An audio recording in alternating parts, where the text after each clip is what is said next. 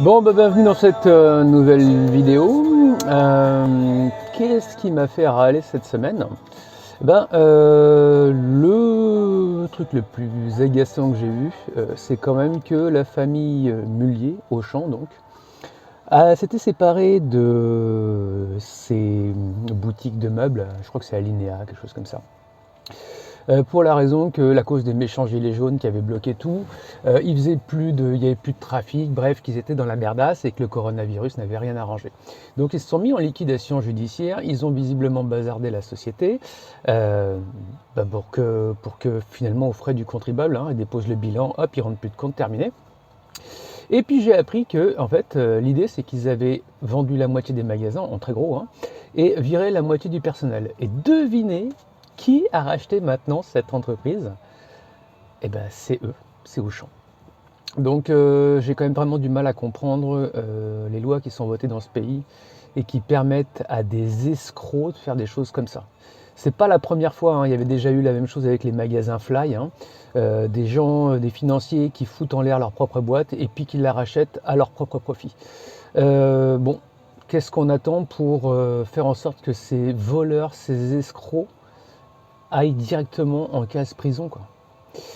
Bon, voilà, je pense qu'il faut s'offusquer vraiment de ça parce qu'on n'entend pas beaucoup parler et je trouve que c'est vraiment des pratiques qui sont révoltantes. Et en ce qui me concerne, pour faire bien les choses, clairement, je vais plus chez Auchan et je vais plus chez Alinéa, bien sûr. Enfin, c'est chez tous ces gens-là, là. Parce que on peut peut-être faire quelque chose à ce niveau-là, c'est-à-dire les boycotter, dire voilà, vous avez une attitude lamentable, et bien très bien, mais il faut payer les pots cassés, quoi. Il n'y a pas de raison. Deuxième chose, le retour du coronavirus. On ne sait plus quoi faire maintenant pour refoutre un peu la peur au ventre des gens avant la rentrée. Donc j'entendais ce matin qu'il y avait 9 nouveaux cas de mort, dans les EHPAD principalement. Et alors, la petite information qui vaut son pesant de cacahuètes, c'est que c'est des personnes qui ont entre 90 et 99 ans. Je ne sais pas si j'ai besoin de rajouter quoi que ce soit pour montrer à quel point on se fout du monde. Voilà, en très gros, ça me semblait déjà pas mal, surtout la première news qui est quand même complètement dingue. Puis bon, il se passe des choses tous les jours, enfin tous les jours on entend des magnifiques, quoi. Petite réflexion pour savoir, y aurait-il quelque chose de merveilleux aujourd'hui? Si c'est pas encore le cas, ça va venir, je suis pas inquiet. Puis si ça me revient, je ferai un petit rajout. Eh bien si, je sais, les champions qu'on avait oubliés dans l'escroquerie toujours, on a Gilead, les fameux qui avaient dit au professeur Raoult, bon, lâche ta chloroquine, on a un petit projet sympathique, on te file un petit bifton, puis viens croquer avec nous. Parce qu'il semblerait qu'effectivement il ait subi certaines pressions, voilà, de gens qui avaient vu l'intérêt, qui avaient peut-être un petit billet à faire. Notamment sur le Redemsivir, qui a été visiblement validé, qui serait mis à disposition sur le marché. On ne sait pas par quel miracle et par quelle magie, puisqu'a priori l'efficacité reste approuvée. À noter par contre une chose intéressante, c'est que le prix de la dose en Europe serait aux alentours de 2000 et de 3000 aux États-Unis. Pourquoi? On ne sait pas. On ne sait pas. Par contre, moi j'ai bien une idée. Je ne suis pas spécialiste, je ne suis pas médecin, mais ça sent quand même bien l'arnaque.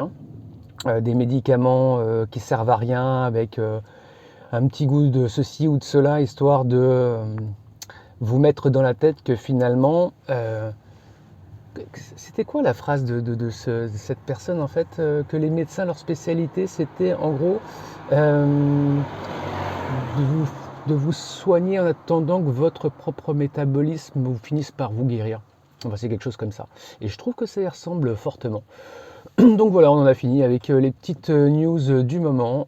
Je pense que ça va être tendu. La rentrée promet d'être spectaculaire, je pense. Parce que bon, gouverné par des gens qui, à mon avis, ont absolument aucune solution à proposer en dehors de tous nous remettre à la maison. Je crois que les pistes d'un avenir radieux et meilleur sont faibles. Allez, sur ces bonnes paroles, je vous souhaite une très très bonne semaine, un bon futur confinement. À plus tard.